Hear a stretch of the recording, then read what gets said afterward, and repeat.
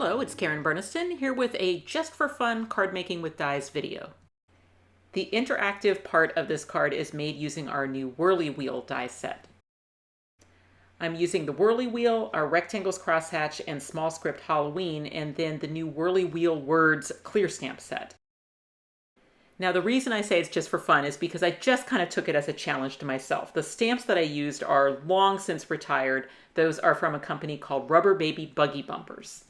So way back at the turn of the century, I was such a huge fan of this company. And in summer of 2001, I had sent them a card, a wonderful wheel card for Halloween. Karen Burniston of Littleton, Colorado. I lived in Colorado back then, and I had created this wheel card, and I had done it by hand. And they had kind of taken the card apart and explained how it was done.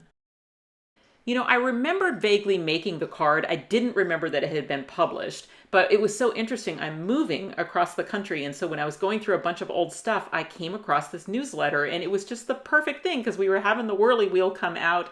You can see here I cut the edge of the wheel with novelty decorative edge scissors. So I really did this thing completely by hand. And now 24 years later, we have a cool die set that will do the same thing. And even more cool is because, again, I'm going through everything I own, I was surprised to discover that I still had all three of the stamps that I had used. So I got up super early, I couldn't sleep, and I decided, you know what, I'm going to see if I can make that card that I had made for Rubber Baby Buggy Bumpers. I'm going to make it now with the new Whirly Wheel die set. There is an assembly video for the Whirly Wheel, so I'm not going to demonstrate every single thing, like for instance cutting the scoop out of the side of the card. I did that already. But what I have here is an A2 size card, and then I cut an A2 size cover sheet out of a light gray cardstock. So that is also 4 1/4 by 5 1/2. Now, when I found the tombstone stamp, I found that I had cut all these masks probably when I made that card 20 years ago, and I still had them. So those Post-it notes were still sticky, and I'm like, great, I don't have to cut masks. You can see that I mounted these stamps myself. I used to do that. I would dig through the pit of rubber. Those of you who are RBBB people, you know what I mean. You'd go through the stamp shows and you'd dig through the pit of rubber and you'd get all this unmounted red rubber, and then you'd, you know, have to mount it yourself. It was kind of back in the days before you had like stamp positioners and stuff. So anyway, so here's my Nauceous British boy, and I'm just going to use some colored pencils to just give him a little bit of color, not too much, but I think I also want to make sure that he has some kind of lime green bubbles. He's supposed to be a little bit sick to his stomach, and the idea in this card is that it's death by candy corn. That's what it says on the tombstones. In the newsletter, it said that he had blood on his mouth, but I'm sure that was meant to be like the orange sticky candy of the fact that he'd been eating candy corn. Now I don't want to create any catch points for this motion card, so I'm leaving the cardstock connecting his hand to his leg, and I'll just color in that area so that it's gray to kind of match the background of the card. The Whirly Wheel Words clear stamp set is a perfect companion for the Whirly Wheel, especially to just be able to add the arrows really easily. So there's a clear stamp set that is designed to just fit that Whirly Wheel perfectly. It is a clear stamp, so let it sit in its natural position before you pick it up. If you're using your stamp positioner, just try to make sure that it keeps that natural circle shape. And then you're just going to stamp that. Definitely recommend that you stamp first. So don't stamp after you die cut, stamp first. And then your best practice is to put a little clear packaging tape in the center where your Whirly Wheel tabs will be. That will reinforce those tabs as well as make them slick, which is great for them, you know, turning really easily. And then there are arrow-shaped cutouts in that Whirly Wheel, so you'll be able to just lay that die right down over that stamped ring of arrows, making sure there's an arrow in all of the openings. Super easy to line that up. And then after you die cut it, you will have all of those arrows already placed on the wheel. Now, if you didn't have the stamp set, you can still use the Whirly Wheel itself as a stencil, and you would just either pounce ink through those openings or you could use a pen. So the stamp set makes it a little bit quicker, but you can certainly do it without the stamp set if you prefer. All right, so now I've got those shiny tabs. I can take out the piece that's in that circle, and let me do the rest of the die cutting here. So again, the best practices are for the mechanical parts where the tabs, the washer, go ahead and add some clear packaging tape to those items before you die cut. And that will both reinforce them as well as make them slick, so you know they'll turn really easily.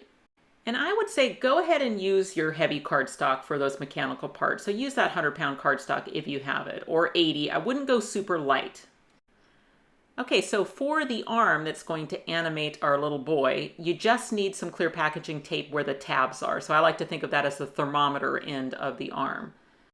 All right, let's get this thing put together. So for the whirly wheel, what I want to do is from the top, I'm going to push those tabs back to the back. Okay, so just bend those to the back, and then I'm going to get those through the washer. So I'm going through from the tape side of the washer, so the underside is flat, and then I just flatten out my tabs.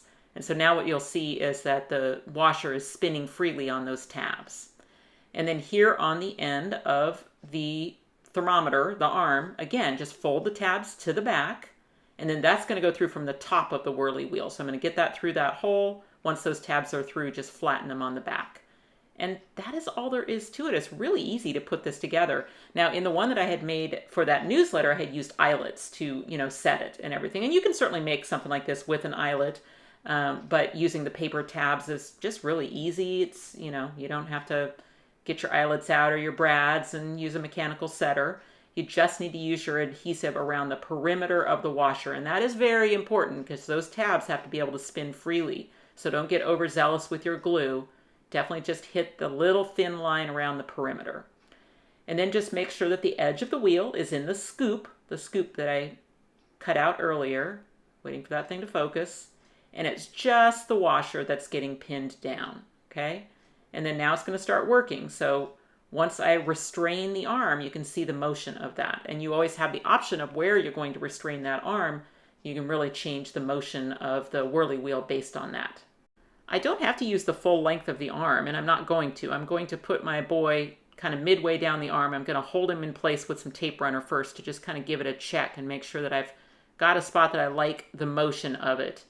And I'm going to have to use a wider sleeve to constrain him. Like typically you would use one of those pieces and fold it up to be a sleeve, but he's wide, so I'm going to need a wider sleeve. So I'm just going to use some temporary tape and find a spot that I like. And I'm realizing that I don't want to create a catch point here on the side where it goes from the wide boy down to the thin arm. And I think I can just use my leftover piece from the arm to kind of patch that and make that smooth along there. All right, so now what I'm going to do is I'm going to use 2 sleeves, and I'm going to glue those together to make 1 sleeve. So that way it'll be twice as wide as a typical sleeve.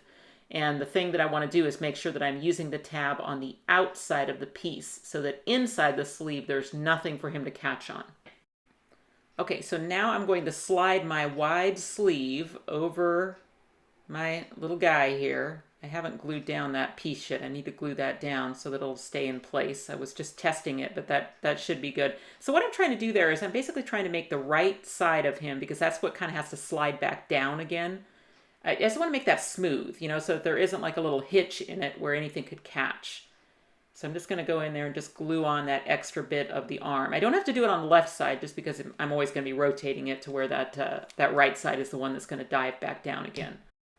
Okay, so now I can just experiment with a sleeve location where I'm getting a really good motion. And I'm just looking at what he's doing because I'm going to have those tombstones that he's going to be coming up from behind. So I can kind of change the angle of the sleeve, the location of the sleeve, whatever I need to do to make sure that I have good operation and that he's smoothly coming up and out and then back down again. And he's operating so nicely, like I don't even want to move it. I just want to sit there with it in place and go in there with a little bit of glue and get that started. Okay, and then I can glue the other side down as well. All right, now I'm going to give it a try. Okay, he's doing well. Right there, the edge of his toe is kind of catching on the sleeve a little bit, so I'm going to add a little clear tape right there just to make that smoother. And then I think my other plan is I'm just going to take a little pop dot and I'm going to go out here on the left side of the sleeve and I'm just going to pop a pop dot inside the sleeve so that the sleeve itself has a little bit of elevation to it, and that should help that toe not be able to catch on that upper edge. And it did the trick. It's working great now. Okay, so now I need to get a slot put into my cover plate in exactly the right position for him to come through. And that's why using that sleeve is so helpful, because the sleeve will tell you where the slot needs to go. So now I'm going to take my slot die, and I like to keep that temporary taped to a piece of thin paper, and I label it Whirly Wheel slot. And then what I can do is I can just lay that die down now just above the sleeve. So the sleeve will tell me exactly where the slot needs to go. It's the upper edge of the sleeve and slot, where I need to place that slot. And I've got that temporary tape put on the edges there of my die so that when I place the cover plate over the top, it will pick up that die in exactly the right position. Okay, so just setting it there so that it's just above the sleeve, and then just carefully pushing my cover plate down. It'll transfer that die, and I just have to run it through my machine.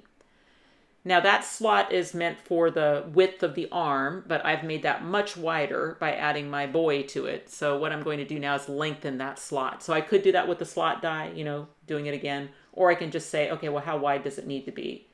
Okay, at its widest, kind of figuring out how wide it needs to be. And then I'll just use my scissors to extend that slot. I'm not going to see the slot anyway because I'm going to be putting tombstones over the top of it. So it doesn't have to be pretty. It just has to be functional. Okay, so now as I put my British boy through, I'm realizing that I've created a little catch point there because I didn't glue him down all the way solidly to the arm. I need to make sure that's really glued down well so that it doesn't catch against the slot. Okay, and then I just weave him through, and then now I can test the motion.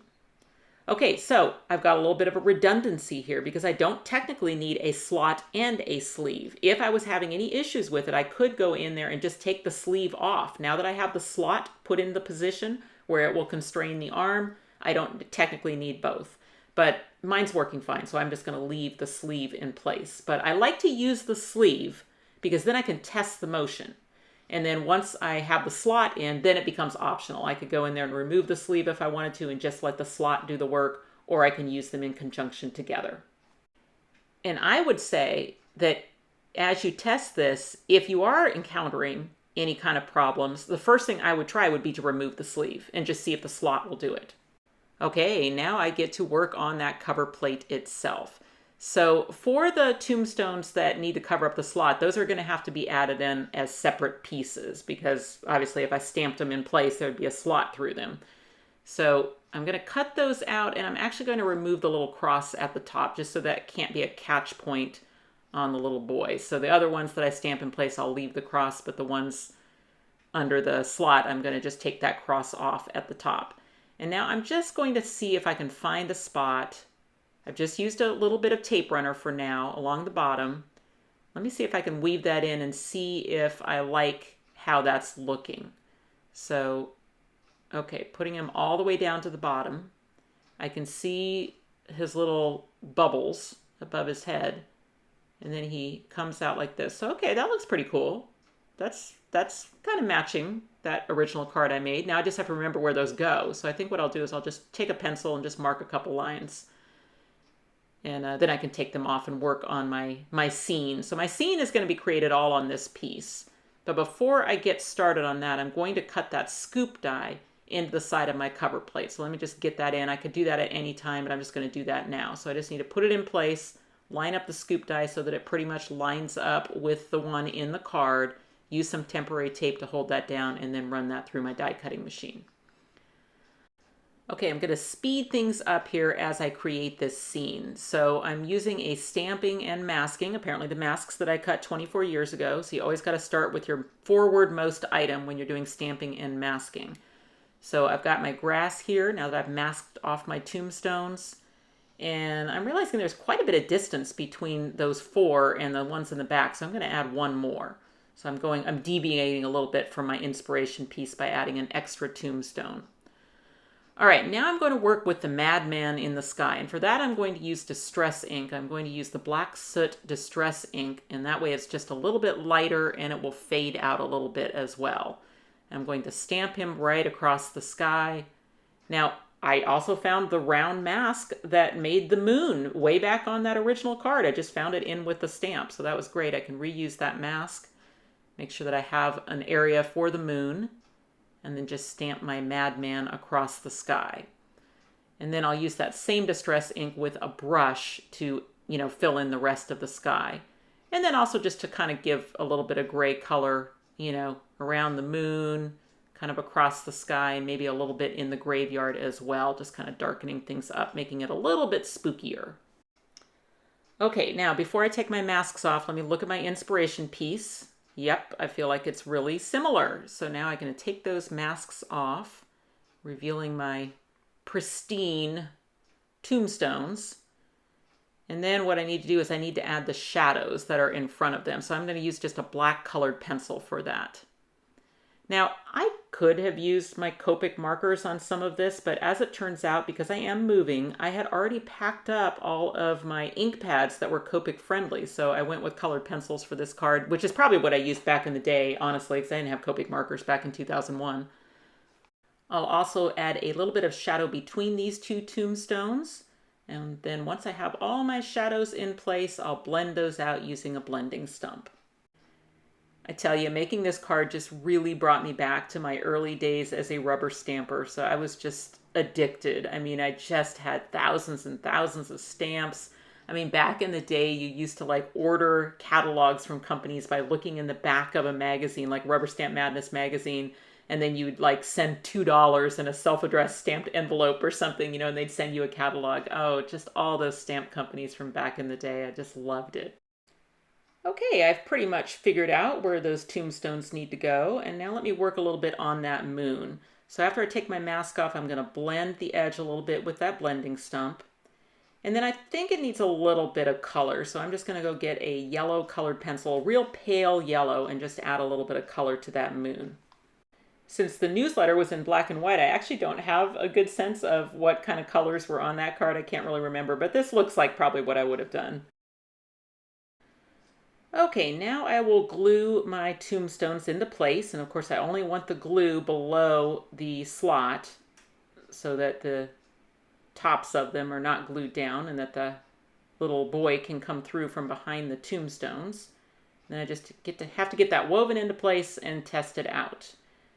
Okay, so it's working great, but he's flying, he's levitating. So I think what I'm going to do is add a third tombstone so that he does stay behind the tombstones as he comes up. And actually that will make it where you don't see any of those noxious bubbles until he comes up and out. So I kind of like that. Okay, I've die cut the cover plate using our crosshatch rectangles set so that I get that cool crosshatch pattern around the perimeter and so that it's just a little bit smaller than my A2 size card. So I'll get a little bit of a perimeter of black showing. Okay, so now I just have to get him through that slot, and then I can line up the edges, test it, of course. I'm big into the testing, test it, test it, test it. And then after I make sure everything is operating really wonderfully, because again, I could tear that sleeve right off of there inside if I had anything that was catching. That would be my first step, would be to take the sleeve off and just let the slot do the work. And then when I do glue this on, I'm going to use the adhesive just in the corners. Now this is an area where you could use pop dots if you wanted to, but remember I put a pop dot inside the sleeve on the inside. So I feel like I've got enough room here for him. It's operating nicely, so I don't feel like I need to add pop dots in the corner. I can just glue those corners down. But you do want adhesive just in the corners. Now on the left-hand side of the card, you could put a little adhesive there because you're far enough away from the wheel. But certainly anywhere where the wheel is spinning, you've got to make sure that you don't have any adhesive. Okay, he is spinning great. So fun to play with this card. Let me look back at the inspiration card. I mean, I feel like I did pretty well. That looks really similar to what I made back in 2001. I tell you, the journey to the Whirly Wheel die is so funny. So started with this card in 2001. Then I taught a class in 2007 that was scrapbook layout that used a version of the Whirly Wheel. This time we made it using a CD as the wheel. And the wheel was used kind of like a hidden reveal. So you would spin the wheel, it would bring up a calendar and reveal some hidden journaling and then put the photograph back into place as you kept spinning. Okay, back to my card. I have no idea if that card that I sent them had an interior or not. It may have just been a postcard style, but I decided for this card I was going to make an interior. Just kind of copied my styling from the front and then added the word trick or treat from our small script Halloween. And that was just a candy corn stamp that I found in my stash. So there it is, a new version of the wonderful wheel card for Halloween, original from 2001 and the reprise from 2025. I did say it was just for fun because, of course, I'm using these stamps from 25 years ago. But the dies that I used and the Whirly Wheel Words clear stamps, those are available now. I'll put the links in the description box below. Thanks for watching. If you click on the website link, you'll go to KarenBurniston.com, where you can purchase these dies as well as find links to our other social media accounts. You can subscribe to this YouTube channel and check out some of my other videos. Thanks so much for watching, and I'll see you next time.